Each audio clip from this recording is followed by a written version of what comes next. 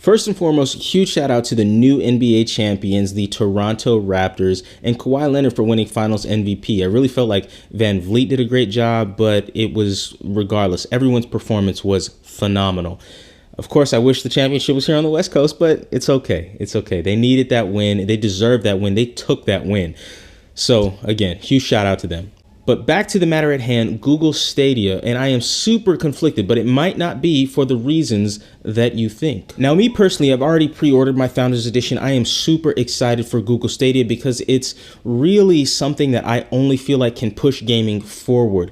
But the reason why I'm conflicted, or what I don't, I guess, understand, is why it's getting so much hate. I did a simple search for Google Stadia on YouTube, and the results were kind of crazy. People aren't even giving it a chance. There's one guy, and no shade to any of the people who are making these videos, but one guy has a video titled, "There's no point to Google Stadia. Google Stadia games and price revealed," and it's a joke. Oh no, Google Stadia is pure trash. Really? I mean, seriously, guys, it hasn't even had a full release, and you guys are already trashing on it, and you're supposed to care about games. You like games, you love games. Like, come on. I mean, the only thing that this can do, I guess, worst case scenario is Stadia is ahead of its time. But for a second, I'll entertain this. Let's take the most valid concerns, which are really just internet speeds. And I don't understand why it's not data caps, but it's internet speeds. That's what everybody's complaining about. And I mean, if you really think about this, 35 megabytes per second download speed is not the best internet in the world. It's not really that amazing. I did a quick internet speed test on my home Wi-Fi, and on the Wi-Fi, not even hardwired, on the Wi-Fi, I'm getting 35 megabytes per second. Now, I do have fairly good internet, and I understand in other parts of the world, internet is a problem. It's not as good as it can be, but I think we all can agree that internet is only getting better, and it's only going to get better, hence why I say it's ahead of its time. For example, right now we're on a 4G network for our mobile phones, right? But if I don't have Wi-Fi or an internet connection for my laptop, I have no issues using my phone as a mobile hotspot for internet access. Is it ideal? No, but it can get me through the day.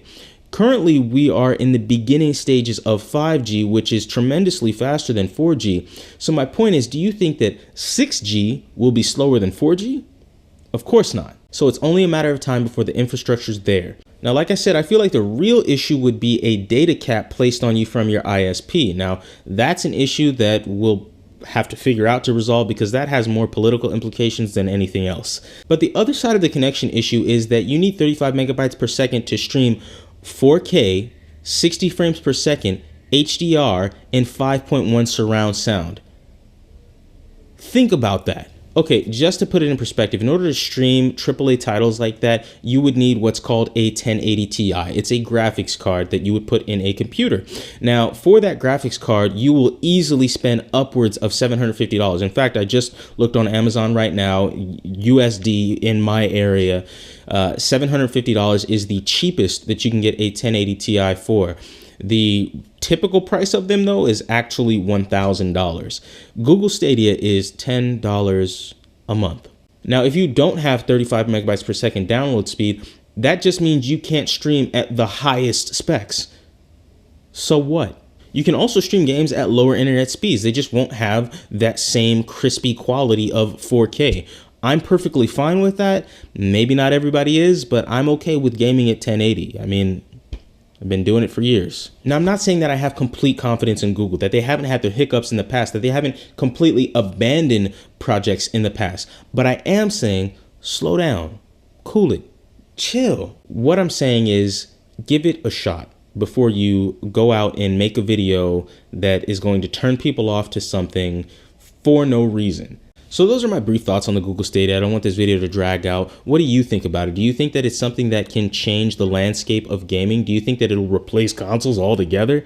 I wouldn't go that far, but what do you think? Do you think that it can compete with Xbox, with Microsoft's xCloud? Let me know. Anyways, thanks for watching. It's been Dop.